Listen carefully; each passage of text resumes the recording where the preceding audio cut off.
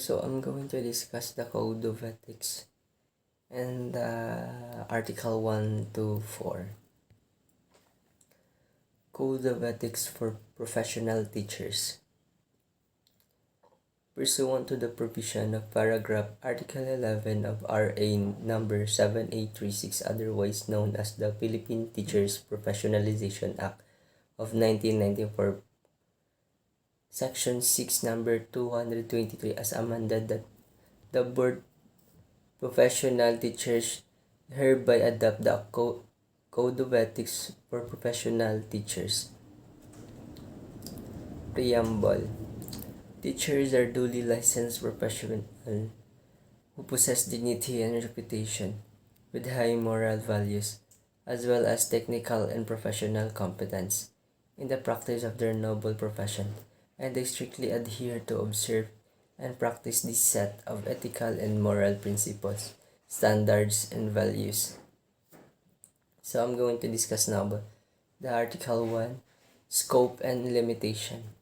Section 1. The Philippine institutions provide that all education institutions shall offer quality education for all competent teachers committed to its full realization. The provision of this code shall apply therefore to all teachers in schools in the Philippines. So, dapat yun, as a teacher, you need to give some quality education to your students para mag-grow sila, para para in the future sila naman ang maging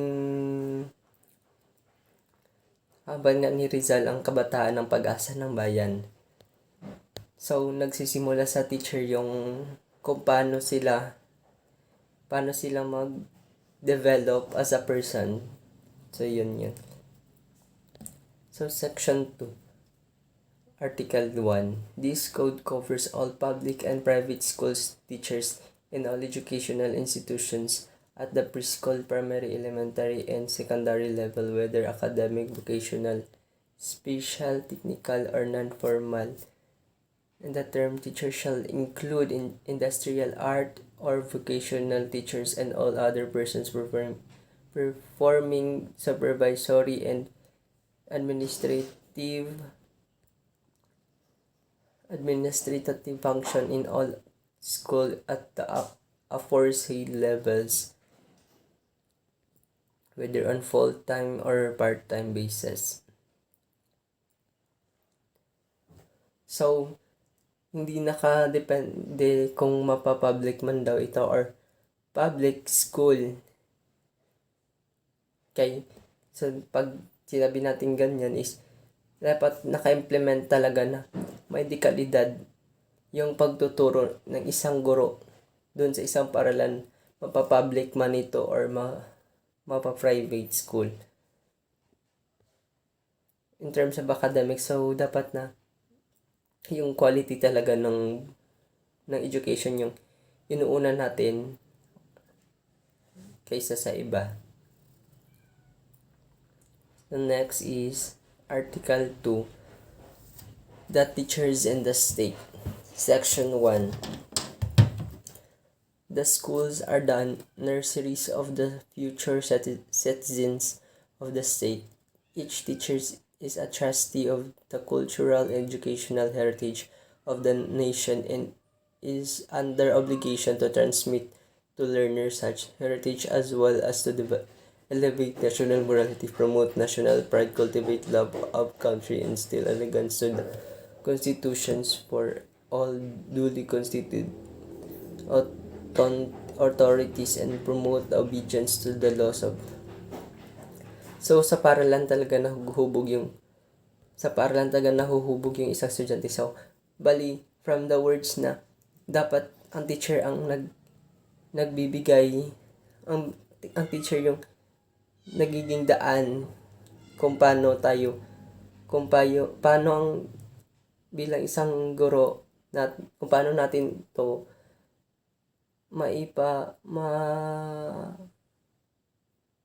maipamahagi sa mga estudyante natin ang mga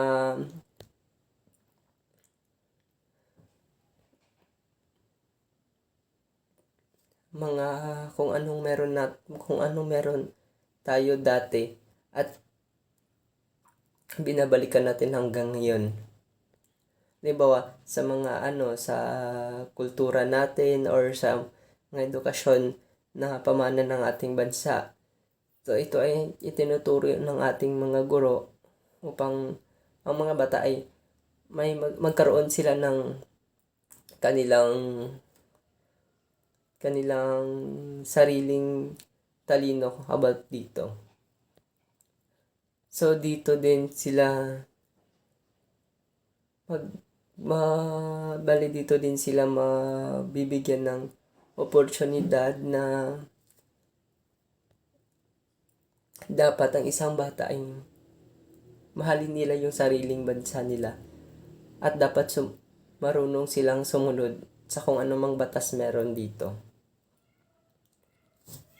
Section 2. Every teacher or school official shall actively help carry out the declared policies of the state and shall take an oath to this effect. So, dapat as a guro,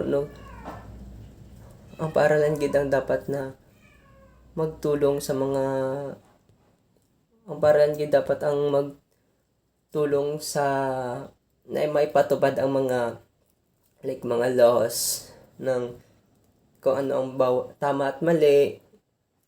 Tas need sang teacher man na manumpa sa hambal na mga batas na ini. So, Section 3, in the interest of the state and of the Filipino people, as much as of his own, every teacher shall be physically, mentally, and morally fit. So, dapat, as a teacher, hindi ka dapat may something sa utak mo, or sa mo, dapat physically, mentally, kag morally fit, kagid para stable ka magtudlo sa mga estudyante. Kaya, to, para hindi, kalain man siguro magtudlo ka na,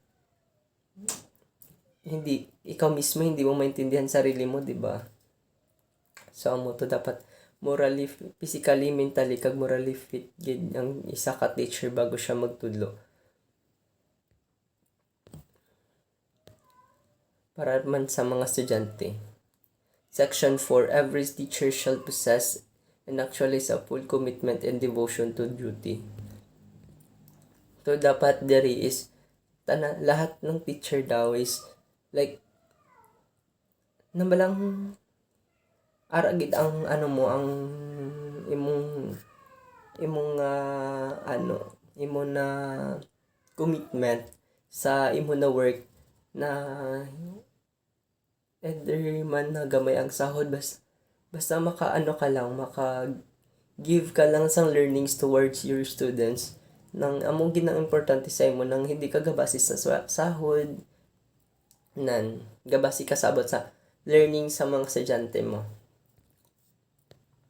Section 5. A teacher shall not engage in the promotions of any political, religious, or other partisan interest and shall not directly or indirectly solicit.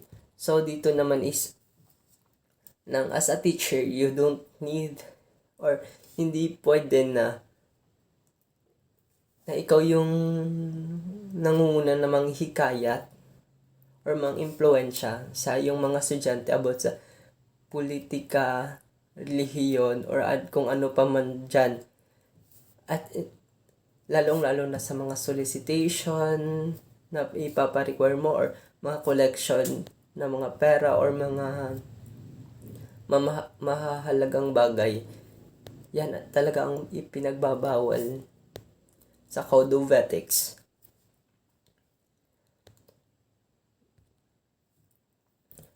Section 6. Every teacher shall vote and shall exercise all other constitution rights and responsibility. So, ang teacher is may karapatan na magboto at gawin ang mga tamang paraan at responsibilidad nito bilang isang guro. So Section 7, a teacher shall not use his position or official authority or influence to force any other person. So, diri naman is, same lang yapon siya dito sa Section 5, which is, hindi ka dapat mang-influence sa ibang tao naging gamit kay tungod teacher ka amo na dapat sundon ka na nila. No, hindi dapat dapat hindi mo ginagamit ang imo na posisyon para lang sundon ka sang iba na tao. Labi na kung sa political issues, something na ay kay dapat kanina magdagan imong friend na magdagan siya as a mayor, dapat mahambal ka sa mga estudyante mo na ay so kanibuton nyo kay ni siya something so bawal na siya as a teacher. So Section 8, every teacher shall enjoy academic freedom and shall have privilege of expounding the product of his researches and researches and investigations provided in the results are inimical to the declared policies of the state. So diriya naman is dapat ang guro is may karapatan sa academic freedom. So na magkaroon ng kakayahan na ilaganap ang kanyang nalalaman at kung ano man ang resulta ay madideklara ng mga halimbawa sa research ng hindi ginaparkwal ang research as a teacher na dapat as a student, so ginapaano siya ang research kay para mas mag-expound ba ang learning sang bata and kung ano man ang problema sa atong na society kag masolusyonan ito. So Article 3, the teachers in the community. Section 1, a teacher is a facilitator of learning and the development of the youth. He shall therefore render the best service and provide the environment conducive in such growth. So dito naman is di ba, as a teacher you need to be a leader talaga para sa imong mga estudyante. Facilitator sa when we say facilitator of learning, dapat ikaw yung tagapagbantay at tagapagpalaganap ng kaalaman sa mga iyong mga estudyante. So para ito ay mas mag-grow sila, ay kasi nga sila yung pag-asa ng bayan. So in the future dapat may enough sila na knowledge para man sa kanila din. So Section 2, every teacher shall provide a leadership and initiative to actively participate in community movement. So here naman is dapat kay gagain na isa sa Section 1 is a facilitator. So dito na naman mag-move na naman sa Section 2, which is dapat ang teacher is magiging leader siya. Dapat lang man kay maging leader siya kay syempre as a teacher gina-look up ka sang mga iba na tao na teacher ka mo, dapat akong role model. So dapat ikaw sundon. So as a teacher you need to be a good leader to the community and to your students. Section 3, every teacher shall merit reasonable and social recognition, for which purpose he shall behave with honor, dignity at all times, and refrain from such activities in public. So dapat as a teacher you need to be hindi man sa kayo nang mabuot kayo, but you need to be an approachable person. As a teacher you need to be kind, and also ang pinaka bawal is as a teacher ikaw pa ang manguna sa mga kalokohan, like sa gambling, pagsusugal, sa mga magpakita ka sa mga estudyante mo nagkapanigarilyo ka, or ikaw pa ang mismo manghikayat sa mga estudyante mo na mag-inom-inom sila, mag-inom-inom kamo. Like, hindi siya appropriate as a professional teachers. So, let's go to section 4. Every teacher shall live for and with the community and shall therefore study and understand local customs and traditional in order to have sympathetic attitude. Therefore, refrain from disparaging the community. So, when we say disparaging the community, hindi tamang husga or mang-criticize sa isa ka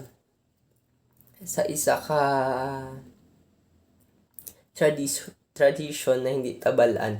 Kay, syempre, may ara man ta sang tradition ta na ato. So, pag once na maglaka ta sa iban na lugar, like, maka-encounter sang iban na tradition. So, at least may ara ta sang learnings na, okay, amo gali ning tradition nila diri, amo gali nila himo nila diri. So, at least may ara ka sang knowledge. But, hindi ka pwede manghusga or mang-criticize sa ilang na tradition. Kay, may ara man ta na sari-sariling kabuhi na hindi ta man mahambal na dapat sundon nila na kung anong tradisyon ta na or sundon naton kung anong tradisyon nila kay may kanya-kanya matang kabuhi. So, section 5. Every teacher shall help the school keep the people in the community informed about the school works and accomplishment and as well as its need and problem. So the RIA is bilang isang guro, dapat tinutulungan mo ang iyong paralan lalo na sa mga community nyo. Dapat well-informed sila kung ano yung nagaganap na program or magaganap na program sa school nyo or sa mga accomplishment ng school nyo, kasi kasali naman dun yung sa isang barangay, kasali naman din yun. Lalo na kung saan talaga saan din nakatayo yung paaralan, kasali naman talaga yun. So, dapat naka-inform lahat yun, lahat ng mga tao. At kung ano man ang kailangan ng paaralan at ang problema nito para masolusyonan. So, section 6, every teacher is intellectual leader in the community, especially in the barangay. So, here is, as a teacher, you need to be a good leader sa isa ka barangay, especially sa isa ka barangay. Like, as a teacher, you need role model ka so ikaw ang sundan. So, as a teacher, dapat makitaan ka sa mga bata na or sa iba na teacher na, okay na, amo gali ni dapat himuon, amo ning tama sang paghimo. Like, amo guna sina nang, as a teacher, you need to give them the knowledge that they didn't know or something na hindi nila nalalaman pa. So, sa section 7, every teacher shall maintain harmonious and pleasant personality. Dapat as a teacher, you need to, andan yung pagiging, mo, matulungin. Bukal sa loob yung pagtulong mo or something na approachable ka. Dapat, as a teacher, you need to, hindi ka, istoryahon ka lang sa ibang tao nang daw hindi ka bala manapak, something na. Kaya bilang as a teacher, dapat vocal ka mo. So, if may concern sila, dapat gina-accept mo, tas ginahatagan mo ka. Hatagan mo sila ka way kung paano i-solve tong problem na to. Like, tas lalo na sa ibang mga mga public, like sa mga public officials or something na iba na tao din. Like, as a teacher, you need to be yung maayos ka sa ibang na tao. The way you speak, the way you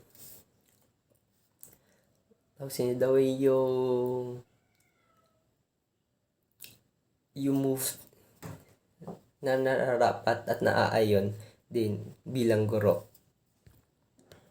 So Section 8, a teacher possesses freedom to attend church and worship as appropriate, but not use his position and influence to proselyte others. So dito naman is, as a teacher, may kanya-kanya magitan nga simbahan, mga group na mga worship, and may kanya-kanya man na sina. So as a teacher, tas may mga diverse man na estudyante, may arata na iban-iban din ang relihiyon, something na iba-iba ang church. But as a teacher, you don't need na ihambal mo na mali or something na dapat dito ka magsimba sa amon na simbahan. No, hindi dapat dapat din na respeto mo man kung ano ang ara sa ila. Kay as a person, way ka man ila ginahilabdan po sa imo kabuhi. As a teacher, you need to be nang maingat ka na sa mga sasabihin mo sa estudyante mo, kay ikaw yung nakaka-impluwensya lalo kasi ikaw yung teacher. So dapat maingat ka to make a decision or speaking something towards your students that will make them feel magting sila na mali gali ang ilang gitahak na relihiyon or something na mali lang ginasimba na church sa mo to. So sa Article 4 naman is a teacher in the profession. Section 1, every teacher shall actively ensure that teaching is the noblest profession and shall manifest genuine enthusiasm and pride in teaching it as a noble calling. So dere na. So as a teacher, dapat mo talaga tiyakin na ang pagtuturo ang pinakamoral or marangal na posisyon sa mga work. Ito yung dapat talaga. Ito is dapat marangal ka. Kag marunong kang ng hindi lang puro dapat malungkot yung klase mo, dapat yung may enjoyment din na ma-feel mo na nag-i-enjoy yung mga estudyante mo habang nagtuturo ka. At dapat as a teacher, hindi ko muna nag-work ka lang tungod sa or dahil lang sa sahod, pero siguro maybe in reality may amo magiging na. Pero dapat gid na ginapagmalaki mo ang imong na work as a teacher. So Section 2, every teacher shall uphold the highest possible standards of quality education, shall make the best preparations for the career of teaching, and shall be at his best at all the times and in the practice of his profession. So dapat there is ang teacher, ang tinataguyod na teacher ang bawat na may taguyod nila yung mataas na level ng or pamantayan ng kalidad ng isang edukasyon. So dapat na yung learning talaga ng mga estudyante yung inuuna natin, yung may matutunan sila. Hindi yung iisipin lang natin yung personal growth natin. Dapat isipin natin yung kung paano sila mag-growth as a person, and paano din tayo mag-grow as a person dahil dun sa ginagawa nating mabubuting bagay. So Section 3, every teacher shall participate in the continuing professional education (CPE) program of the Professional Regulation Commission and shall pursue such other studies as well to improve his efficiency, enhance the prestige of the professional, and strengthen his competence in virtues and productivity in order to be nationally and internationally So, dito naman is, when we say, ano yun? When we say na ang lahat daw na teacher is dapat mag-participate sa CPA. So, like mga programs, mag-attend sa mga sa mga programs no as a teacher na hindi ka lang as a teacher na magtudlo lang, dapat continuing yung learnings mo din as a teacher. So, bilang as a teacher, dapat nag-e-expand yung learnings mo sa sarili mo at dapat as a teacher, sumasali ka sa mga programs na ito. At hindi naman din ito hindi naman din ito nakakapag-develop ng ibang tao. Nagbibigay naman ito ng improvement sa sarili mo. So, yun. At bilang isang teacher, andun na din yung mga studies about if mag-proceed ka ba ng doctoral or masteral degrees. So, dapat mo talagang pag-aralan lalo yan.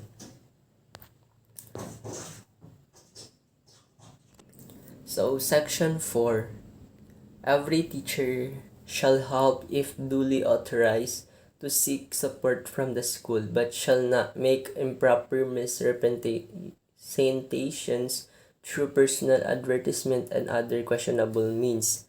So, dito naman is, like, as a teacher, if mahatagan ka ng authorized na maghanap ng or humingi ng suporta sa paralan, pero dapat hindi man naton gamiton ng na porket ka teacher ka ng kang na ginang pangayo mo dira sa dapat man relatable sa kung gid ang need mo as a teacher, not as on your own self or own benefits man lang.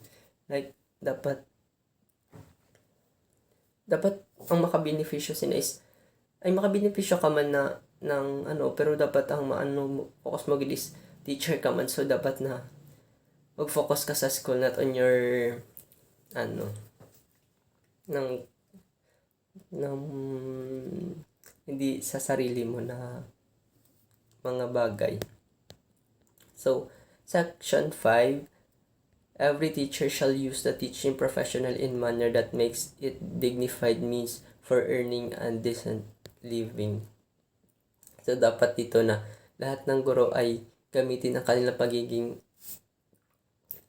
pagiging professional sa tamang paraan. At dapat marunong ka rumispeto, malamang. At dapat may mga tamang decision ka or gawain na igagawa na hindi man ito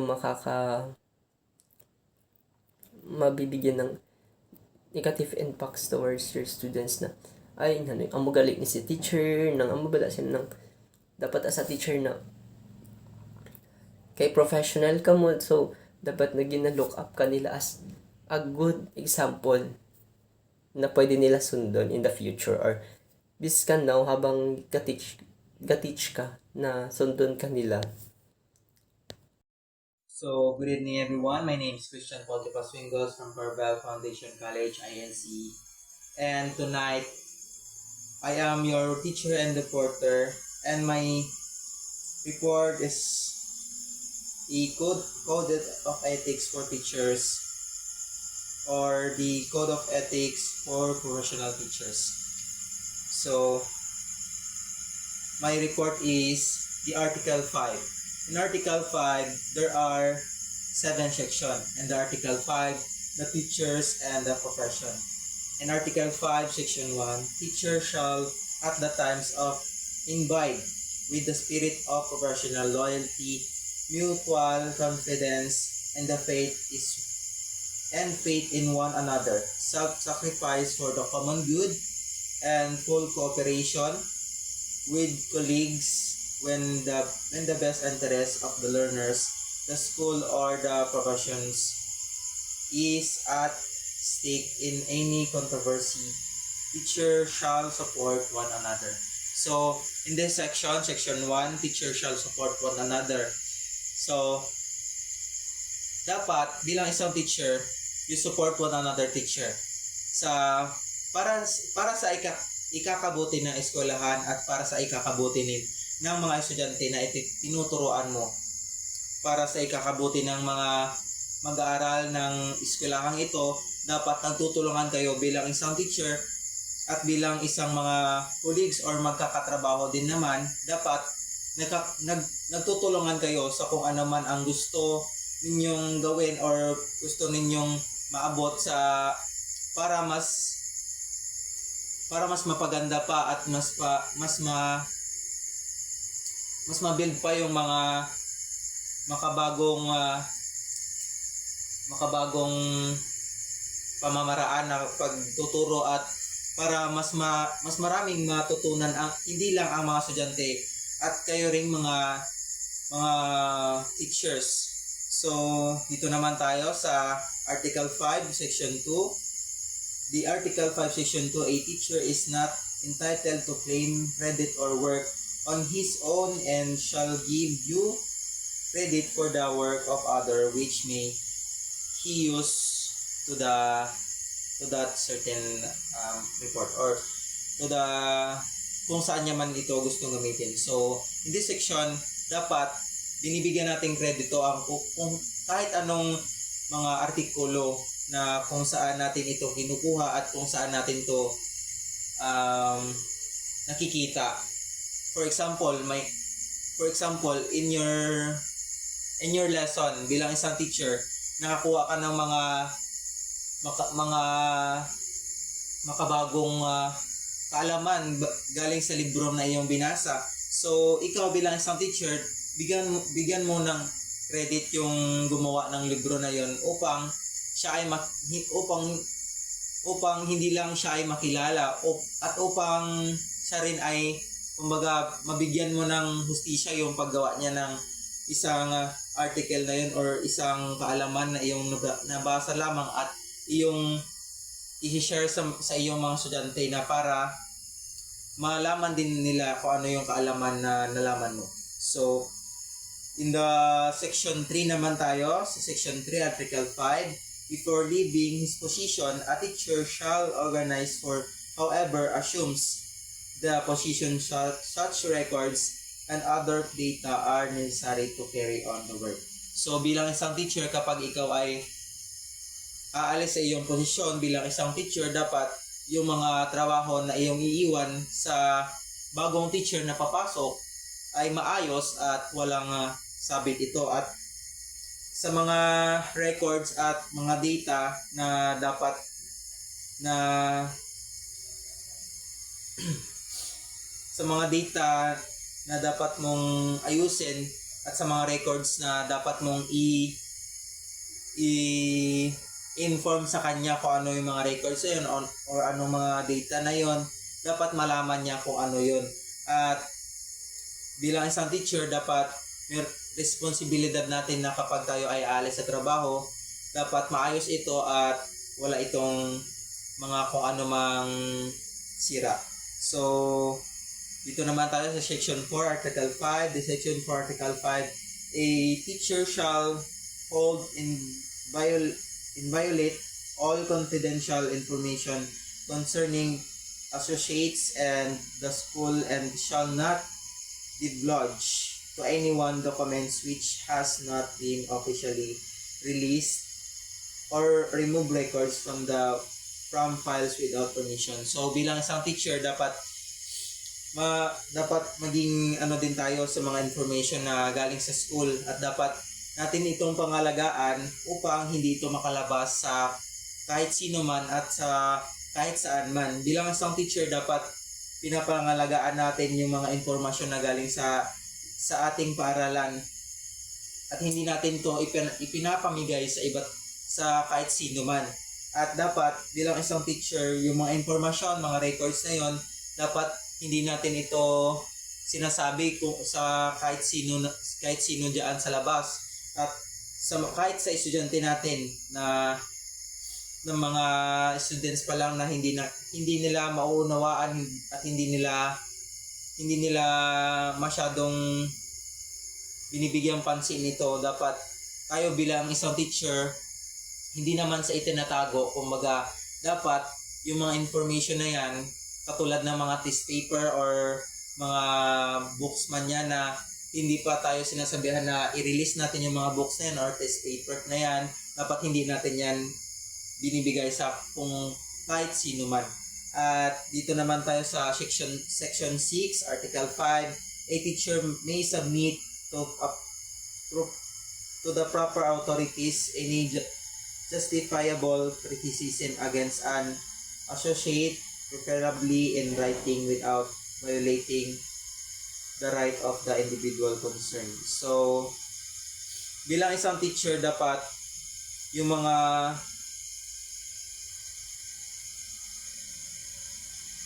criticism na nakukuha natin, kumbaga kapag hindi natin ito na manage na kayanin na parang napapakinggan na lang natin yung mga criticism na nanggagaling sa iba na binabato sa atin. Dapat marunong din tayong magbigay sa mga authority. Kumbaga, for me, a future teacher, kung merong mga criticism against sa akin or meron akong makuha na mga hindi ko gustong mga pananalita, so hindi natin yon dapat na sinasabi sa mga authority na mga police or whatsoever naman na kung dito naman sa paralan is pwede naman nating maayos, so ayusin dapat natin dito parang sa paaralan, kasi tayo yung mga teacher na dapat tayo yung maging model ng isang paaralan, na tayo din yung maging model ng mga kabataan na kapag lumaki sila, yung mga problema na galing sa bahay, sana hindi pa makalabas sa bahay. So, kung ano yung mga problema na nandito sa school or nandito sa loob ng school is dapat hindi na makalabas, na hindi na lumaki. Kumbaga, dapat maayos natin ito ng madalian, kumbaga. Yeah. Dito naman tayo sa section 7, Article 5. A teacher may apply for vacant position for which he is qualified, provided that he respect the system of selection on the basis of merit and competence, provided further that all qualified candidates are given the opportunity to be considered. So, bilang ikaw isang teacher, kung ikaw naman ay qualified na mabigyan pa ng isang position or vacant position doon sa para maipakita mo pa kung ano yung pagiging isang teacher sa perspective mo. Kumbaga, bilang isang teacher, dapat kapag binigyan ka ng isang trabaho, grab it, kasi kasi dapat isipin natin na opportunity yon, and hindi na yon may babalik kapag nakuha na ng iba. So, Article 6 naman tayo, no? Article 6, teacher and higher authorities in the profession. The Article 6 is merong 6 sections. So, Article 6, Section 1, every teacher shall make it his duty to make an honest effort to understand and support the legitimate policies of the school and the administration, regardless of personal feelings or private opinion, and shall faithfully carry them out. So, bilang isang teacher, dapat yung mga policies ng isang school is sinusunod natin yung mga policies ng school, kahit na hindi tayo pabor dito at hindi natin gusto yung policy na yon. Kumbaga, kapag policy ito ng school, dapat sundin natin bilang isang teacher, at bilang, di ba yung sabi ko kanina, dapat loyal tayo, hindi lang sa mga student, dapat sa school din and sa mga colleagues natin, na dapat kapag mayroong policies yung school, dapat susundin natin ito kahit na hindi natin to gusto. So, in the Section 2, Article 6, a teacher shall not make any false accusation or charges against superiors, especially under anonymity However, if there are valid charges, he should present such an under o to competent authority. So, bilang isang teacher, dapat hindi tayo nag-accuse sa mga authority. Kumbaga, bilang isang teacher, hindi tayo nag-accuse sa mga mas mataas pa sa atin. Kumbaga, hindi tayo nag-accuse sa kung ano man yung narinig natin sa ibang tao. At kung wala man itong patunay, dapat hindi natin to sa kanya sinasabi. Kumbaga, hindi natin iniisip na yung isang authority na ito, hindi ito bagay sa kanyang trabaho kasi meron itong ginawang ganito, meron itong ginawang ganyan, na hindi naman natin mapapatunayan at nakuha lang natin itong information sa ibang tao. So, dito naman tayo sa section 3, article 6. A teacher shall transact all official business through channels except when special condition warrant a different procedure, such as when special conditions are advocated but are opposed by immediate superiors, in which case the teacher shall appeal directly to the appropriate higher authority. So, kumbaga, tayo bilang isang teacher, yung mga bagay-bagay na dapat na sa estudyante, dapat hindi natin ito pinapakailaman. Kumbaga, yung mga business and yung mga binibenta natin is hindi ito makakasagabal sa ating pagiging professional at hindi ito makaka-influensya sa ibang student na dapat ikaw bilang isang teacher, dapat sa iyo bumili yung isang estudyante ng mga kung ano man yung kanyang gusto bilhin and kung ano yung mga product na binibenta mo. Dapat ikaw na isang teacher is dapat ipinapaalam mo ito sa mga superiors mo or authority na sa isang school. Kumbaga, for example, ikaw bilang isang teacher, gusto mong magbenta ng mga school supplies. So, ikaw bilang isang teacher, dapat ipaalam mo ito sa authority, and dapat bilang isang teacher, hindi ka maka-influensya na bilang ikaw isang teacher, influensyahan mo yung mga students na bumili sa iyo kasi ikaw yung teacher. Huwag mo silang sabihin na ikaw yung teacher na dapat sila bumili sa iyo ng mga product na galing sa iyo. So, dito naman tayo section 4, article 6. Every teacher, individual or the part of a group has the right to seek redress against injustice to the administration, and the extent possible shall raise grievances within acceptable democratic process. In doing so, they shall avoid jeopardizing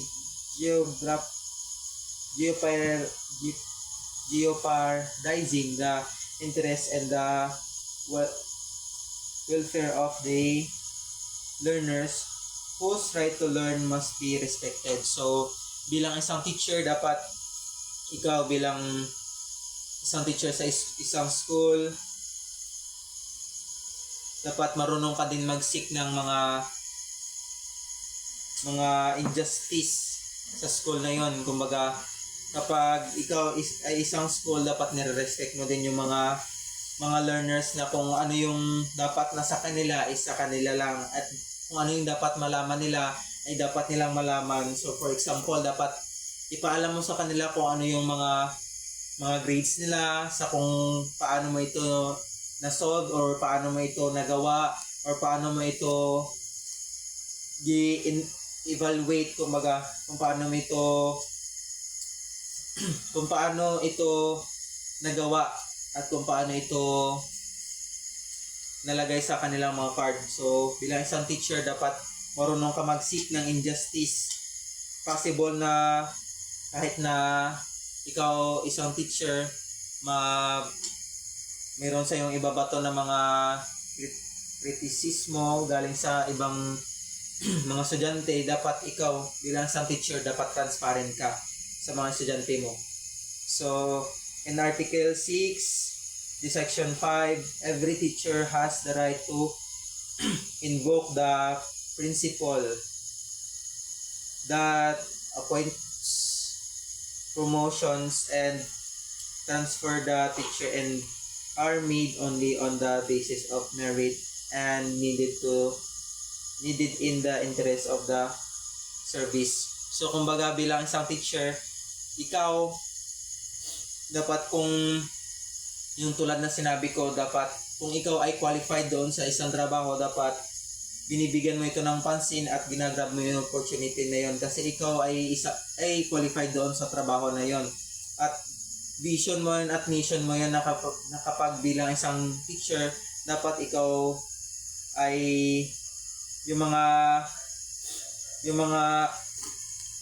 opportunity yun ay ginagrab mo. Kung for example yung mga appointments, yung promotion, dapat pumupunta ka doon, and kapag transfer ka bilang isang teacher, dapat hindi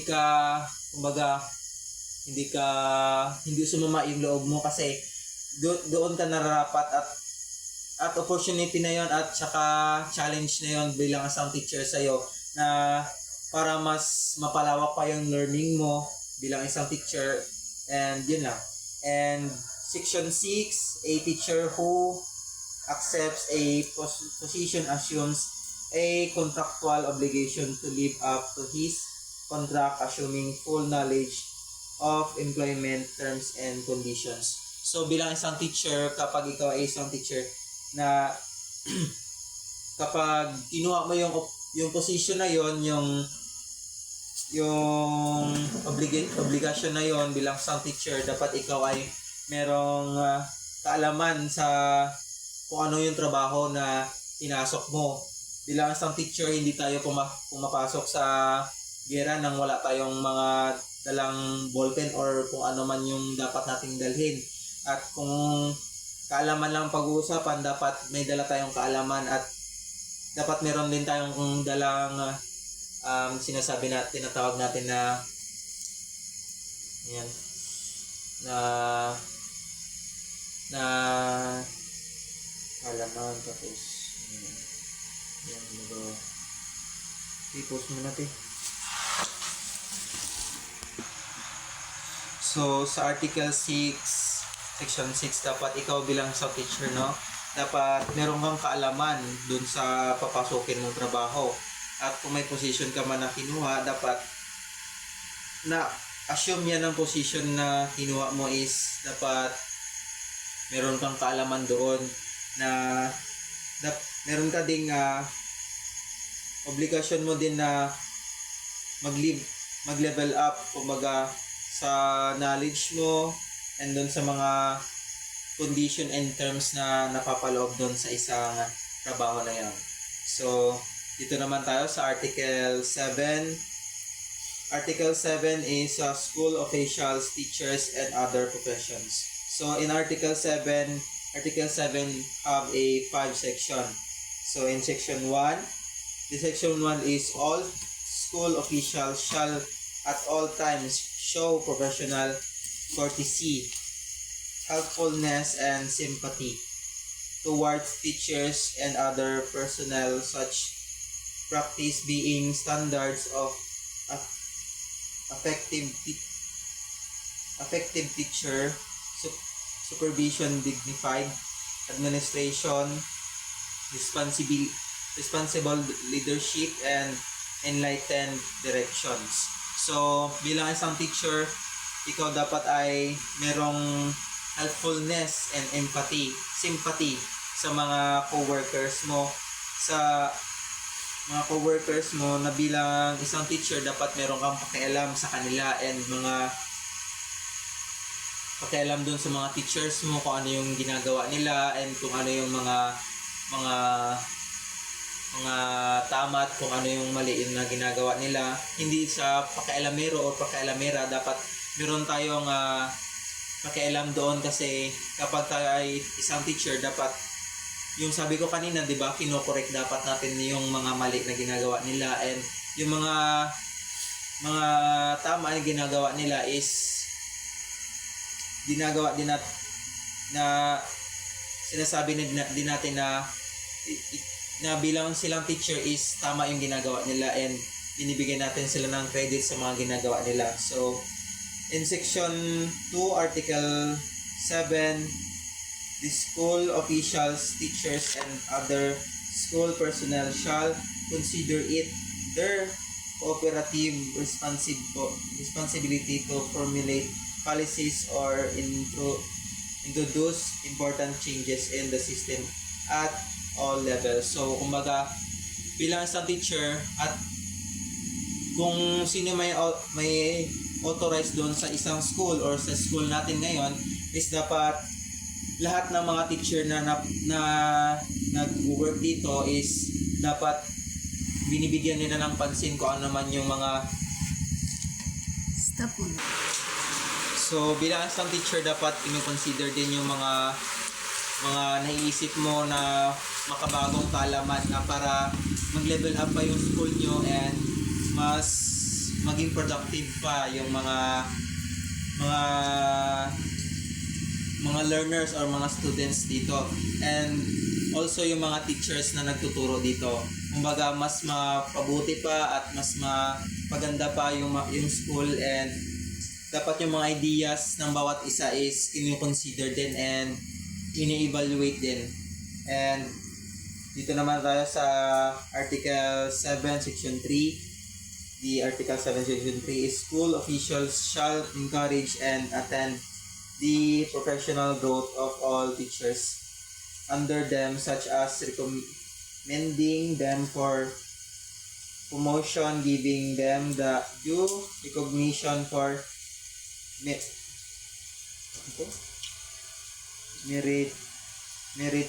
meritorious performance and allowing them to participate in conferences and training programs. So, kumbaga ikaw isang teacher is dapat uma-attend ka sa mga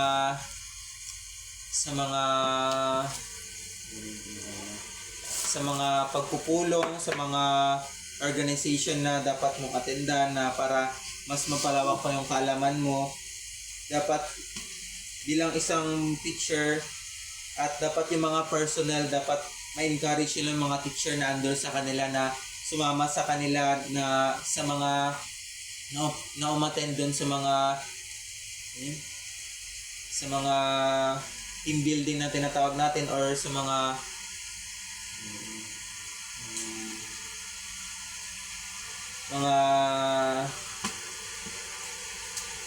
events na para ma-evaluate pa yung mga learnings natin bilang isang teacher. So, dito naman tayo sa Section 4, Article 7, no school official shall dismiss or recommend for dismissal a teacher or other subordinates except for cause. So, dapat yung mga personnel natin sa school is hindi tayo dinidismiss kapag wala namang cause, kapag wala naman tayong ginawang masama or kapag wala naman tayong kapag wala naman silang napatunayan na may ginawa tayong hindi maganda. So, yun lang. In Section 5, Article 7, school authorities concerned shall ensure that public school teachers are employed in accordance with pertinent civil service rules and private school teachers are issued contracts subsequent permanent teacher tenure in accordance with existing laws. Kumbaga, bilang sa teacher dapat kung ano yung mga napag-aralan natin at kung ano yung mga dapat na trabaho natin, yun yung dapat na trabaho natin sa isang school. And bilang isang teacher, hindi naman dapat na yun lang yung trabaho mo. Kumbaga, bilang sa teacher, dapat mag-seek pa tayo ng new learnings na para ma-challenge pa yung mga kaalaman natin na para mas ma-adapt pa natin yung pagiging isang teacher na hindi tayo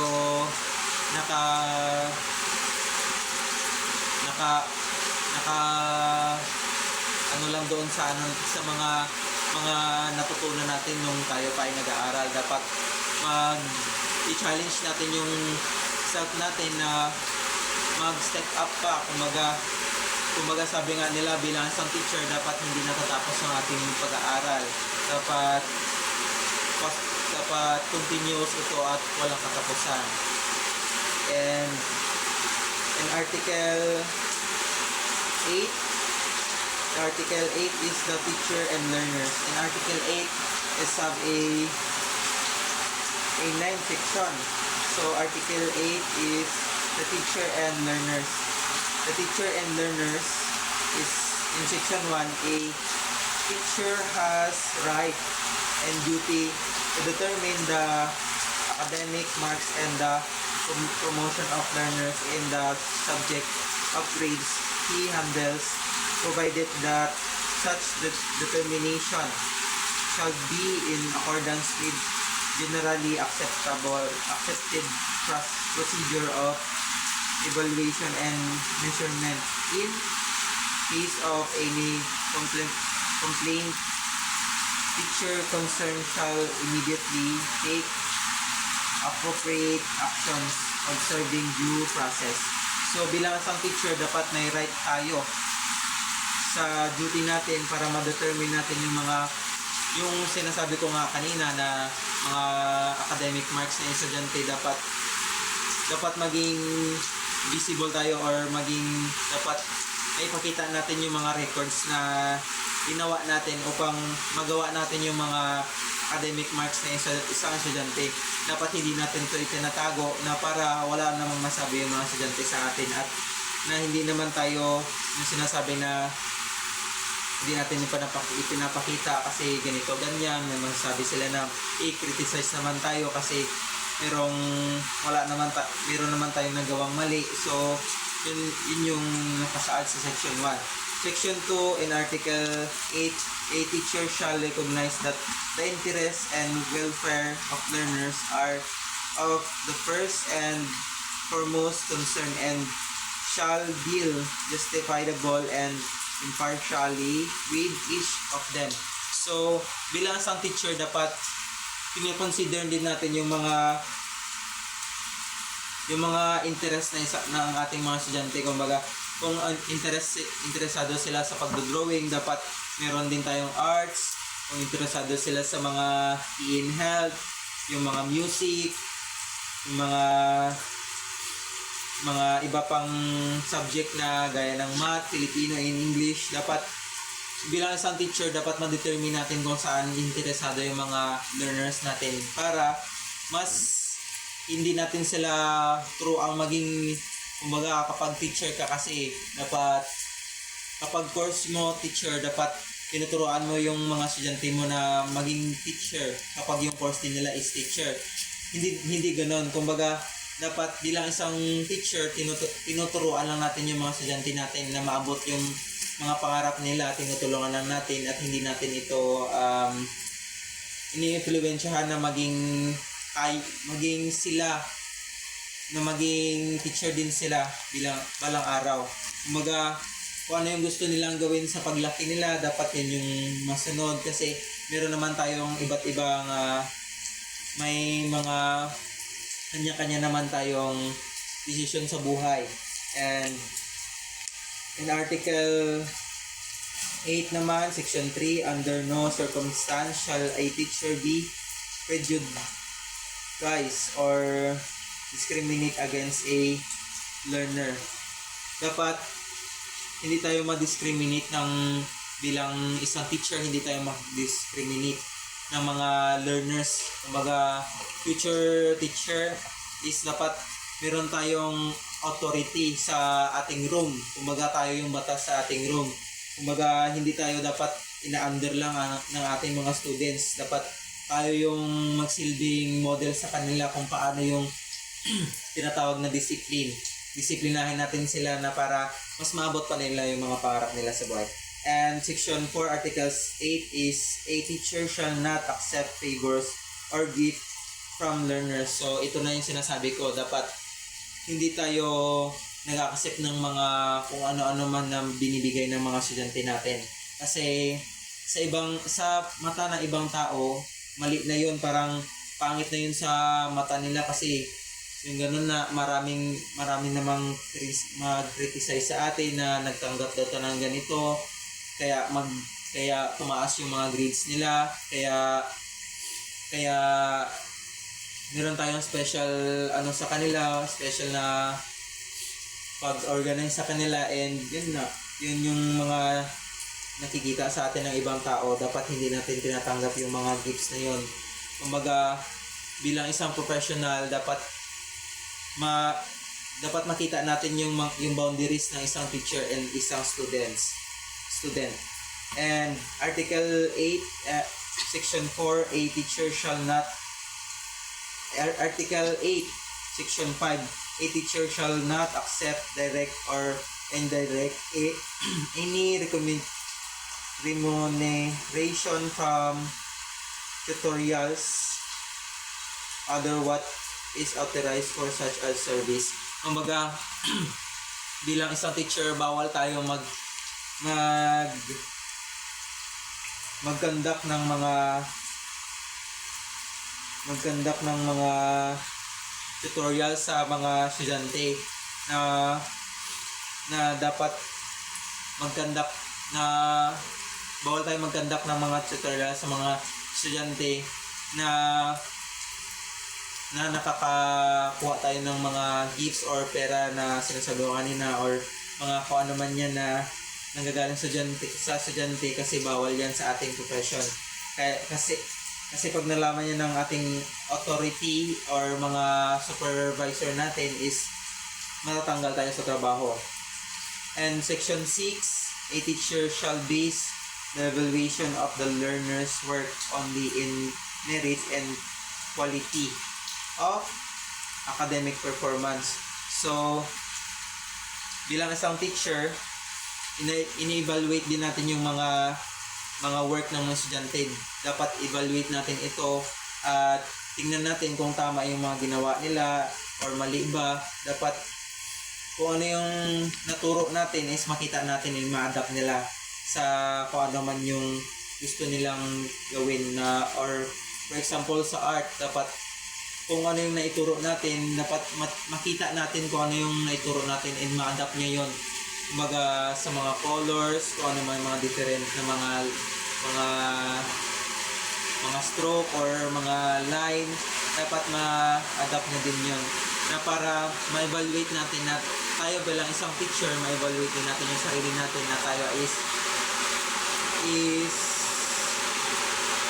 sapat na sa mga estudyante na yon na para maturuan sila ng maayos.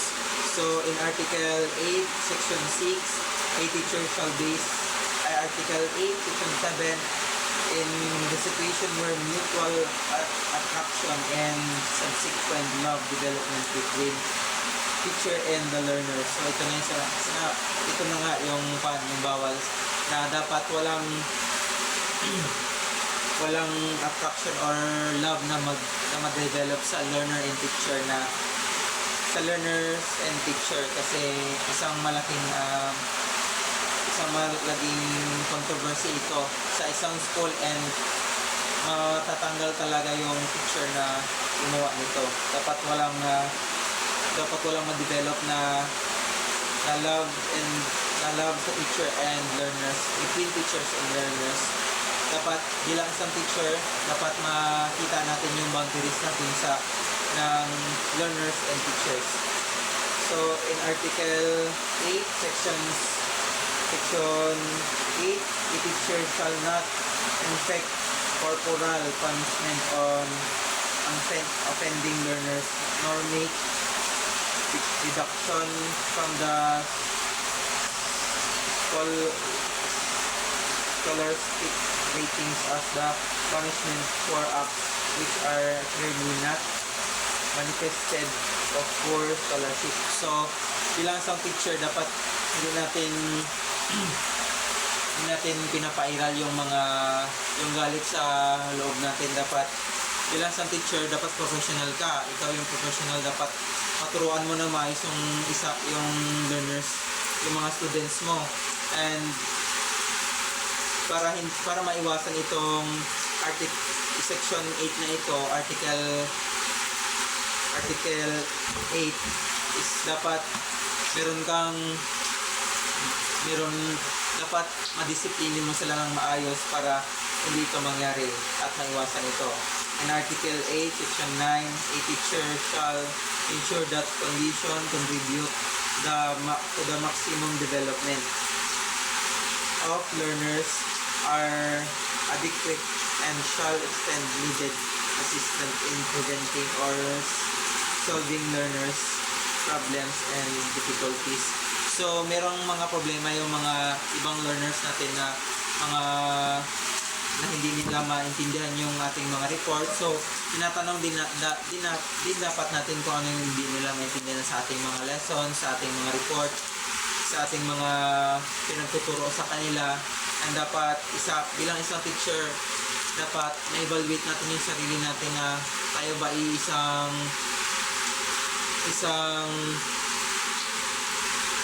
sapat na teacher doon sa mga students natin. Kumbaga, nakaka-catch up ba yung mga students natin, nakakasunod ba sila, and yun. Hello everyone. I discussed the Article 9, the teachers and parents. So, Section 1, every teacher should establish and maintain cordial relation with parents and should conduct himself to maintain their confidence and respect. So, this Section 1 to this is important for teacher to create a relationship to parents, and very important for teacher to get a trust and confidence and respect the parents, because once the parents trust teachers, ay lahat po ng pangangailangan ng guro ay kayang suportahan ng mga parents ng mga bata. So, sa Section 2, every teacher should inform parents through proper authorities of the progress, dependencies of learner under him, exercising almost condor and tact and pointing out learners' defenses and the seeking parents' cooperation for the proper guidance and improvement of the learners. So, dito po sa section na ito is, the parents is and teacher is work hand to hand. So, ang guro ay hindi lang po guro, isa po silang magulang o pangalawang magulang ng mga estudyante sa paaralan. So, kaya po nagpapatawag ng PTA ang mga guro or ang Parents Teachers Association para dito nila ma-inform yung mga magulang natin, ang mga magulang kung ano ang ginagawa ng mga estudyante sa paaralan. At dito rin in-inform ng mga teacher about sa progression ng mga estudyante. So, sa Section 3, a teacher should hear parents' complaints with sympathy and understanding, should discourage unfair criticism. So, sa section na ito is kailangan tayong mga guro, kailangan paunahin yung side ng mga magulang kung may problema ba ang mga guro ay ang mga parents sa eskwelahan bago tayo mag-complain ng ating mga side. Kasi kapag hindi tayo nagkakaintindihan bilang guro at ang mga parents is magkakaroon ng pag-aaway o pag-aalitan sa isa't isa. So, mas mabuting intindihin natin ang mga magulang bago tayo mag-complain sa ating mga side. So, next article is Article 10, the teachers and business.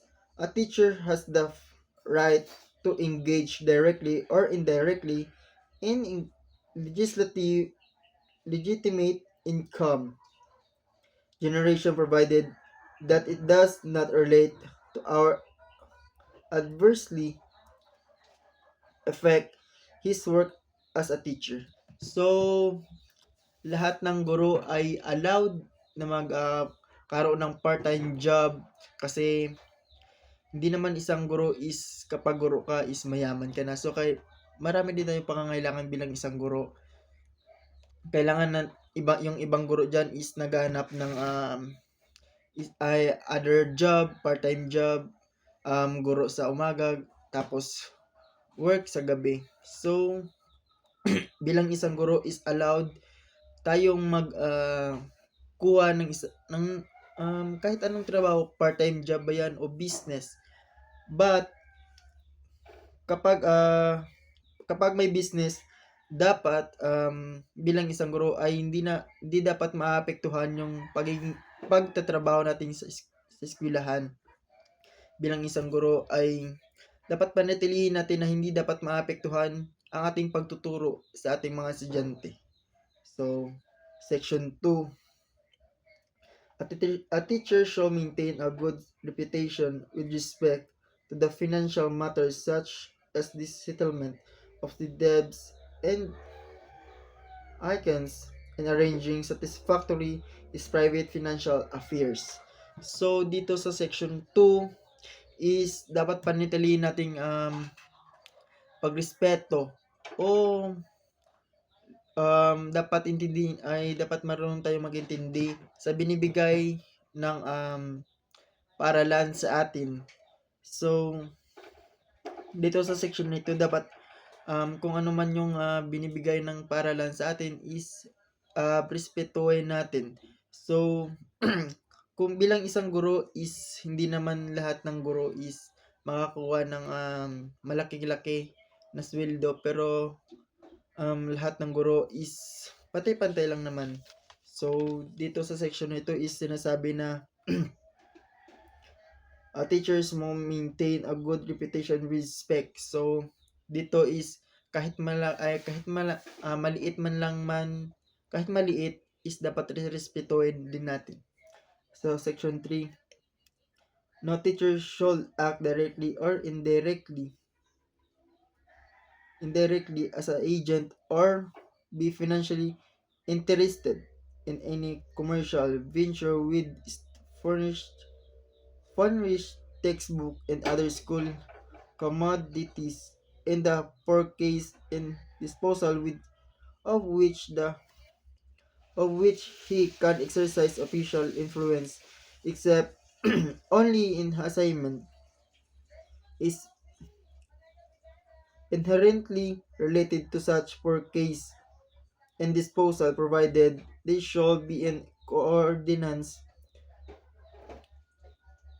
with existing regulation, provided further that members of duty recognized teachers cooperatives may participate in the distribution of sale of such commodities. So, sa section na ito is tayong mga guro is hindi po tayo bawal po na magbenta sa ating mga estudyante. Kasi kapag kasi may nakilala akong isang guro na may negosyo sa loob ng paaralan na pinagbabawal na po siya na magbenta ng negosyo sa mga estudyante kasi tayong mga guro is hindi po natin tungkulin na magbenta o magnegosyo sa loob ng paaralan. Nandito po tayo sa paaralan upang magturo, hindi po tayo magbenta. So, ganun po.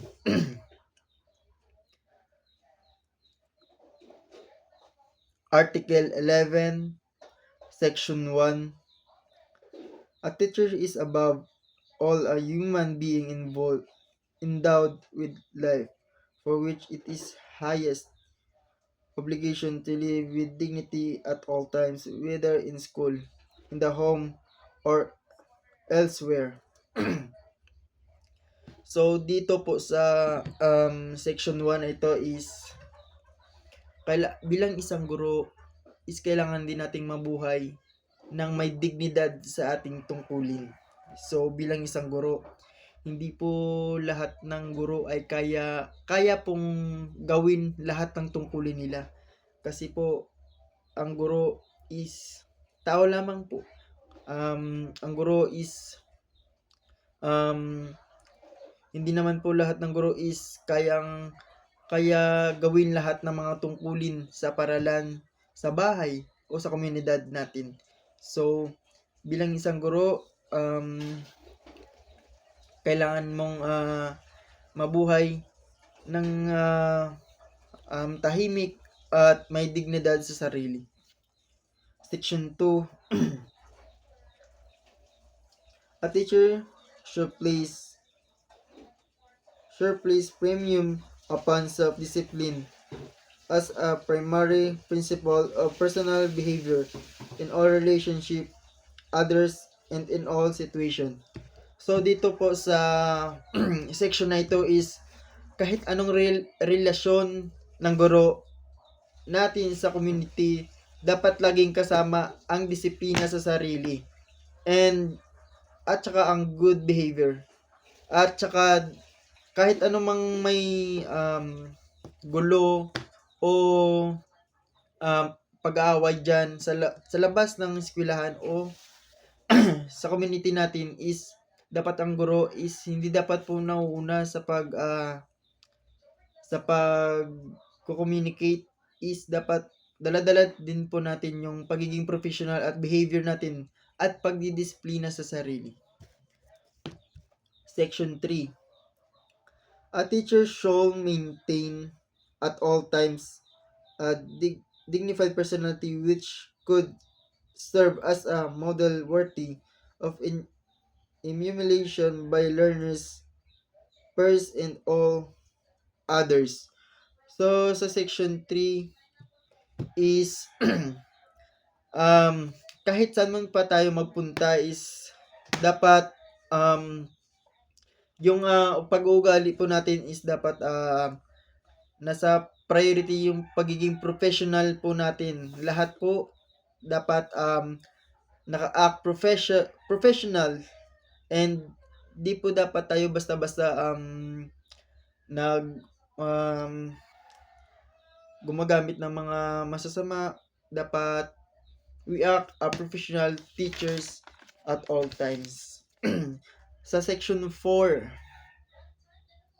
a teacher should always recognize the Almighty God as a guide of his own destiny and of the destinies of men and nations. So, tayo bilang isang guro, hindi lang po tayo guro sa ating mga estudyante. Dapat nagtuturo din po tayo ng mga galing kay God sa lahat ng mga bagay. Kasi po kapag tayo po isang guro is di lang po learning about sa libro yung ating tinuturo sa kanila. So dapat nandyan po din yung pagtuturo about kay God. Kasi kapag nagturo tayo lahat po ng kabataan ay marirealize nila na tayo ay isang pastor o pastora. Hindi lang po tayo isang guro kasi lahat naman po tayo is nagsisimba, may sariling reliyon. So bilang isang guro is kailangan na natin paniltihin ang pananampalataya sa Diyos. So sa section 12, the disciplinary actions. Section 1, any violation of any provision of this code shall be sufficient ground for the imposition against the erring teacher of the disciplinary action consisting the revocation of his certification of registration of and license as a professional teacher. So dito po sa excuse me, sa section 1 is maging balance sa lahat ng mga bagay. Kung may pagkakamali dapat itama at disiplina sa sarili.